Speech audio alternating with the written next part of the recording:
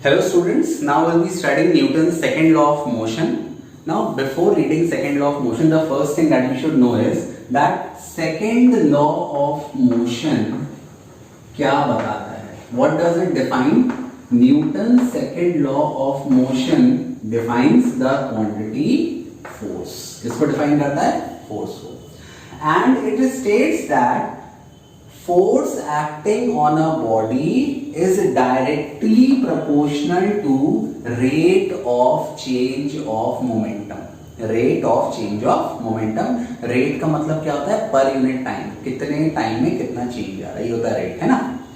तो you can write force is proportional to change in momentum upon This is the formula of force given by Newton's second law of motion. अब देखो दो चीज पे depend कर रहा है. It is directly proportional to change in momentum. मतलब जितनी जल्दी मोमेंटम चेंज होगा उतना ज्यादा फोर्स लगेगा. And it is inversely proportional to time. Inversely मतलब जो भी चीज डिनोमिनेटर में इसका अपोजिट है. अगर टाइम इंक्रीज होगा तो ये फोर्स क्या हो जाएगा? Decrease.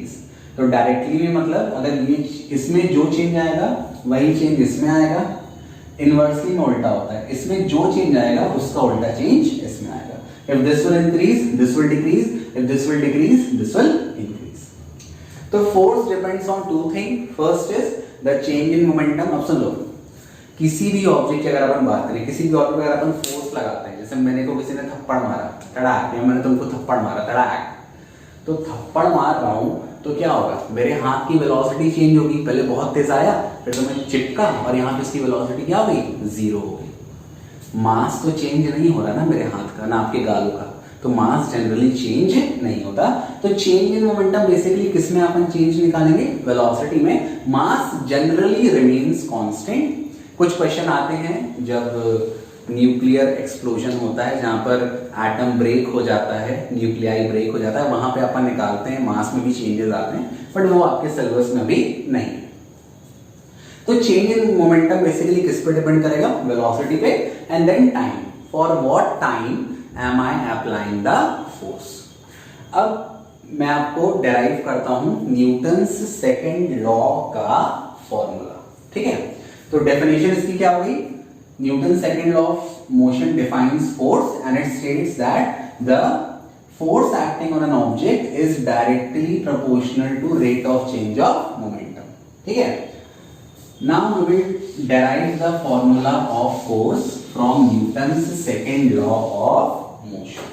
See, suppose this is a body of mass m. It is moving with velocity u. ठीक. अब एक मैंने फोर्स लगा दिया इस पर F. तो what will happen? Once I will apply the force, the body का वेलोसिटी क्या हो जाएगा? चेंज हो जाएगा. तो suppose after a time t the body is accelerated by acceleration a and after time t it attains a new velocity v. Okay, what is the initial momentum of the object? m into u. What is the final momentum of the object? m into v. Clear? What is the time taken? t. अब force की definition क्या है? क्या है force की definition? F is equal to change in momentum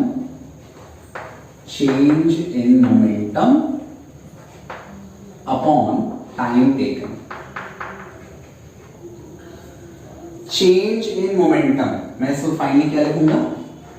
change कैसे निकालते हैं? Final minus initial. मैंने कहा आज मेरे पास 5 रुपए हैं और कल मेरे पास 20 रुपए हो गए, तो कितना चेंज आया? 20 माइनस 5 दैट इज 15. चेंज कैसे निकालते हैं? Final value minus initial value. तो final momentum minus initial momentum divided by time. Time कितना ले रहा है यहाँ पर?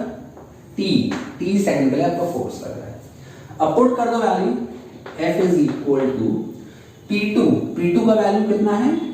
m into v, where v is the final velocity, minus P1 का वैल्यू कितना है? m into u, where u is the initial velocity.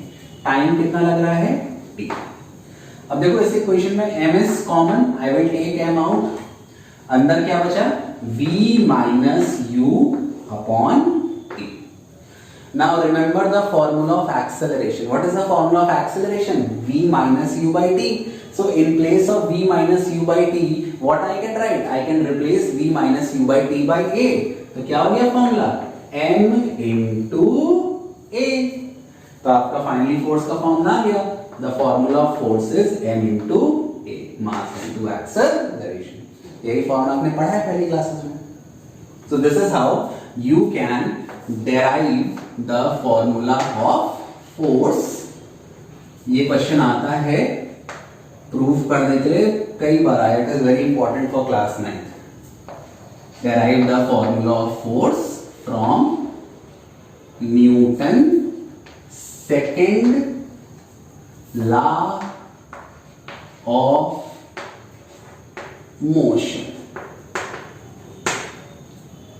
Clear है?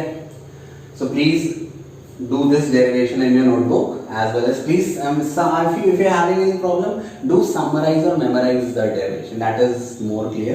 derivation generally लोग याद ही करते हैं, क्योंकि अगर आप प्रैक्टिस नहीं करोगे तो आफ्टर अ सर्टेन टाइम आप भूल जाओगे, क्योंकि वो सर्टेन सेट ऑफ प्रिंसिपल पे चलते हैं। मैथ की तरह नहीं है कि अभी ये लगा दिया तो फिर यहाँ पर परपेंडिकुलर ड्रॉ कर दिया तो फिर एंगल ले लिया तो वही हाइपोटेनस निकाल दिया, ऐसा नहीं। ये जैसा है वैसा ही चलता है, जैसी है तू थी वैसी रहना। अब अपन बात करते हैं फोर्स के फॉर्मूले की। फोर्स का इसके पहले अपन ने क्या फॉर्मूला डेराइव किया, या फिर इसी पे आ जाओ, इस वाले फॉर्मूले पे। I hope you have written this, I am rubbing it. अब देखो फोर्स के फॉर्मूले का एप्लीकेशन कहां पे होता है, क्या है फोर्स का फॉर्मूला, चेंज इन मोमेंटम, इस वाले फॉर्मूले से अपन लेते हैं, अपॉन टाइम। ठीक है, या इसको मैं और कैसे लिख सकता हूं, mv minus mu upon T. अब इसके बहुत सारे एप्लीकेशन है जो हम डेली लाइफ में करते हैं बट हमें पता नहीं है। सबसे पहला example, whenever a fielder is catching a ball, तो what is he doing, he is lowering his hand. हाथ को देखो ऐसे नीचे ले जाते हैं, जो लोग हाथ को एकदम स्टिफ रखते हैं ना, बॉल उनके हाथ में लग के बाउंस हो जाती है और कैच ड्रॉप हो जाता है, और फिर पूरी टीम उन्हें प्यार भरे शब्द कहती है। तो कैच ड्रॉप नहीं करना है ना, कैच को ड्रॉप नहीं करना है। कैसे नहीं करना है, whenever the ball is reaching your hand, what you have to do, you have to lower your hand। अब lowering of hand से क्या होता है, when you are lowering the hand, the time of impact of the ball on your hand, this time will increase। When time will increase, force will decrease। तो ball आपके हाथों में कम force लगाती है। इससे दो चीजें होती हैं। पहली चीज, आपके हाथों में चोट नहीं लगती है, लेदर की बॉल हो या विक्की बॉल हो, लाल वाली लगती है ना बहुत तेज, और खासकर जब गीली हो जाती है विक्की वाली, बहुत तेज चिपकती है। भाई मेरे को चिपकी छोटे में, एक बार मैं लाल वाली बॉल से खेलना बंद कर दिया। तो जैसे आप हाथ को लोअर कर रहे हो, क्या हो रहा है, टाइम इंक्रीज हो गया, फोर्स आपके हाथों में डिक्रीज हो गया। पहली चीज, आपको चोट नहीं लगेगी। दूसरी चीज जो अपन पढ़ेंगे थर्ड लॉ ऑफ मोशन में, every action has equal and opposite reaction. Generally ball आपके हाथ से बाउंस क्यों हो जाती है, क्योंकि आपके हाथ स्टिफ हैं। बॉल ने आपके हाथों पे बहुत ज्यादा फोर्स लगाया। अगर आप नीचे नहीं कर रहे हो, हाथ को लोअर नहीं कर रहे हो, तो क्या होगा, बॉल बहुत ज्यादा फोर्स लगाएगी आपके हाथों पे, आपका हाथ भी उतना रिएक्शन लगाएगा, और उस रिएक्शन से आपकी बॉल क्या हो जाएगी, उचक जाएगी। तो लोअरिंग ऑफ हैंड से दो चीजें हो गई, पहला आपके हाथों पे इंपैक्ट कम लगा, आपको चोट नहीं लगी। दूसरी चीज, बॉल पर भी जो रिएक्शन फोर्स है वो कम लगेगा, तो बॉल पॉप नहीं होगी, ये बॉल आपकी पॉप नहीं होगी। So this is one application. और एक और एग्जांपल है, वहां पर क्या नाम से, एक जब बुलेट अपन फायर करते हैं तो बुलेट जो है वो शीशे में एक छोटा सा होल करके पार हो जाती है। लेकिन अगर we are hitting it with a stone, glass को मैंने अगर स्टोन से हिट किया तो स्टोन पूरे ग्लास में क्रैक ले आता है। क्यों, बुलेट का velocity is very high, time of impact is very low, तो बुलेट बहुत ज्यादा फोर्स, टाइम कम है, जब टाइम कम है तो फोर्स क्या है, ज्यादा। तो बुलेट आपके ग्लास पर, ये सपोज आपका ग्लास है, तो बुलेट इस पॉइंट पर बहुत हाई फोर्स लगाता है। तो इस पॉइंट पर हाई फोर्स लगाता है तो क्या होता है, इसी पॉइंट पर केवल एक आपका ग्लास ब्रेक होता है और बुलेट आर पार हो जाती है। लेकिन जब अपन स्टोन से हिट करते हैं, स्टोन का वेलोसिटी कम है, टाइम ऑफ इम्पैक्ट बढ़ जाता है, तो स्टोन उसको अच्छे से ब्रेक नहीं कर पाता, ज्यादा फोर्स अप्लाई नहीं कर पाता। अब क्योंकि स्टोन का सरफेस एरिया ज्यादा है तो स्टोन पूरे ग्लास में क्रैक से आता है, पर उसको अच्छे से ब्रेक नहीं कर पाता, जैसे बुलेट पियर्स करके आती है। और एग्जाम्पल क्या है, जितने भी एथलीट्स हैं जो हाई जंप करते हैं, देखा ना हाई जंप या इनफैक्ट लॉन्ग जंप, तो लॉन्ग जंप में सैंड होती है और हाई जंप में कुशन वाला बेड होता है। तो क्या होता है, when the athlete is falling on the cushion वाला bed, when he is falling, वो कुशन है तो वो कुशन क्या होता है, वो सप्रेस हो जाता है, कंप्रेस हो जाता है। तो time of impact of the athlete on the cushion वाला bed increases, when time increases force decreases, तो आपके एथलीट को ज्यादा चोट नहीं आती है। अब भाई उसको बेचारे को कंक्रीट में गिरा, जैसे चौक है नीचे कंक्रीट है, मैं कंक्रीट में गिरा दूं तो क्या होगा, उसकी हड्डी पसली टूट जाएगी। क्यों टूट जाएगी, क्योंकि उस समय टाइम ऑफ कांटेक्ट बहुत कम होगा और फोर्स क्या होगा, मैक्सिमम होगा। So these are the application जहां पर Newton second law of motion use होता है। I hope it is clear to you. Now next thing that we will do is we will discuss the numerical. Thank you for watching.